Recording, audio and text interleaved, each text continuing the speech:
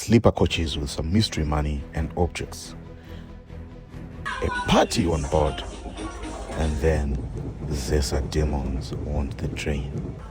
Deja vu as the train stops mysteriously in the middle of the night. A shocking near-death moment as somebody jumps off a moving train. And then we had lost signal as the train stops for an hour, and a view of the cooling towers that gave Bulawayo the nickname Kontutu Ziatunga. Come ride with us from Victoria Falls to Bulawayo, where NRZ takes us for a ride, literally and figuratively. And hey, some fellow passengers say this channel would never reach 1,000 subscribers before Christmas. So prove them wrong. Hit that subscribe button before they laugh at me again.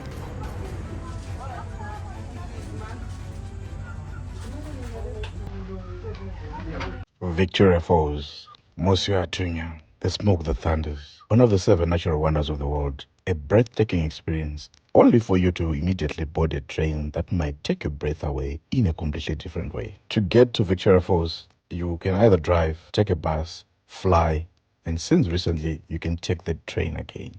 So today we are testing NRZ's comeback service. A few weeks ago, they reintroduced the Harare to Mutare and Bulawayo to Victoria Falls route. You remember the Mutare video, right? The one with more plot twists than a Hollywood movie. A few weeks on, online booking still doesn't exist. NRZ still prefers going mostly analog, as you can see from the notice on this board. The Victoria Falls train only runs once a week, leaving Victoria Falls on a Sunday at 7 p.m., going on a 15-hour trip until 10 a.m. the next day. Today, I was going first class. Let's see how NRZ first class appears. I got a bed in a sleeper cabin that fits in 4 people. 2 bunk beds. Good luck with getting the top bunker, as there is no ladder. And sadly, that is the very bed that I got.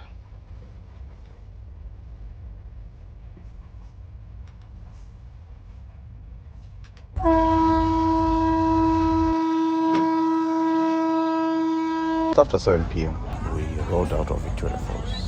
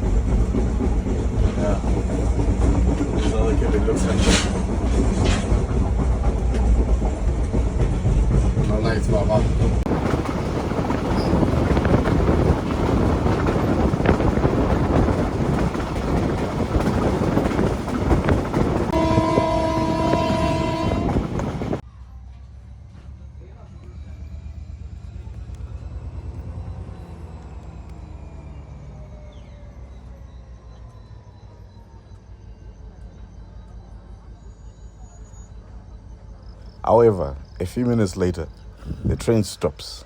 Deja vu from the Mtare saga. My heart temporarily relocated to my stomach. But well, no, this time it was just a small delay and we moved on again.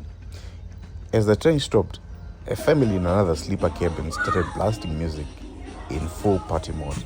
Maybe a befitting song would have been Kanye West, All of the Lights, as all the cabins didn't have any lights whatsoever. The train actually left Bulawayo on the way to Victoria Falls, just like this, with no lights. So imagine the train leaving its maintenance hub in Victoria Falls with all the crew fixing the lights. It's a pity. It's a pity, really. Well, then there was a moment of disaster, or near disaster. It was a shocking moment as we approached the next station. One guy decided to jump off the train before it came to a complete halt. Oh, this is not Hollywood. This is NRZ, bruh. Luckily, the guy survived without a lot of injuries, but it raises some real issues. The train doors can open while the train is still in motion. The train was actually incorrectly configured with the sleeper coaches in front of the economy coaches, and therefore the guard couldn't see properly the activity happening in the economy coaches.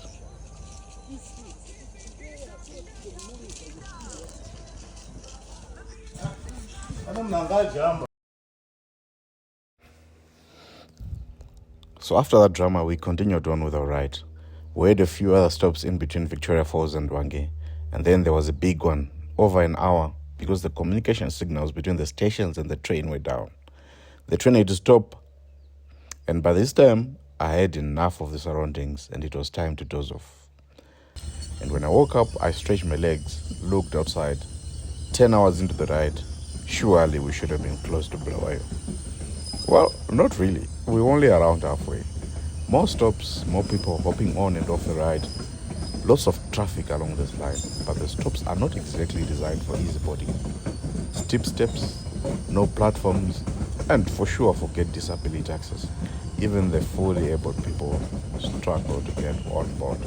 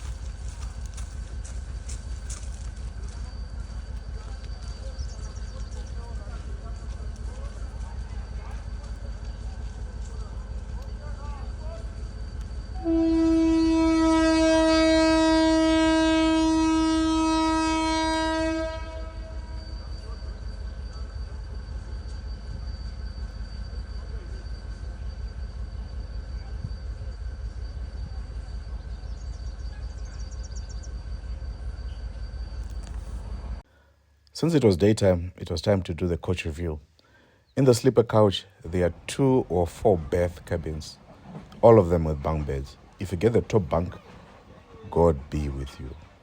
Climbing up is not the easiest of tasks, especially if you're a little overweight.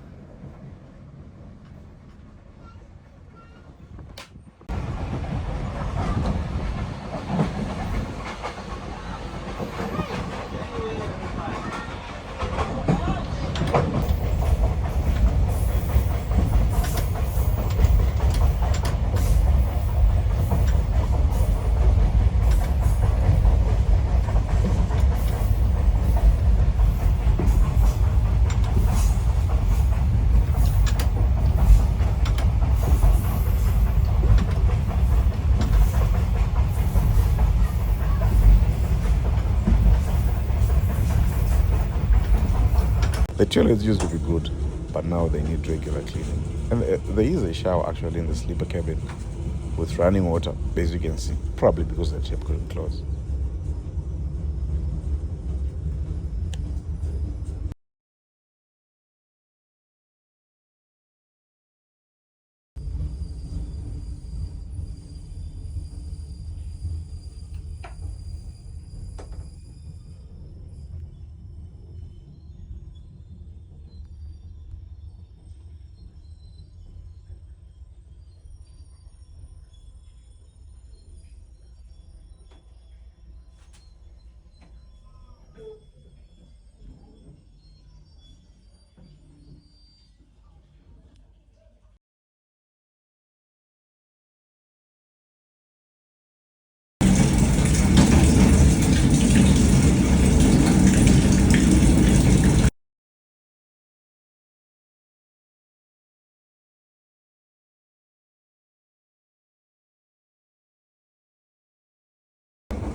In the economy class, the seats actually look tired. The seats are basically benches from the Rhodesian era, and I wouldn't say these are built for a 12 plus hour journey. The toilets, let's just say, they are bottomless. Everything goes straight to the ground. And yes, Emma, we are waiting for your comments.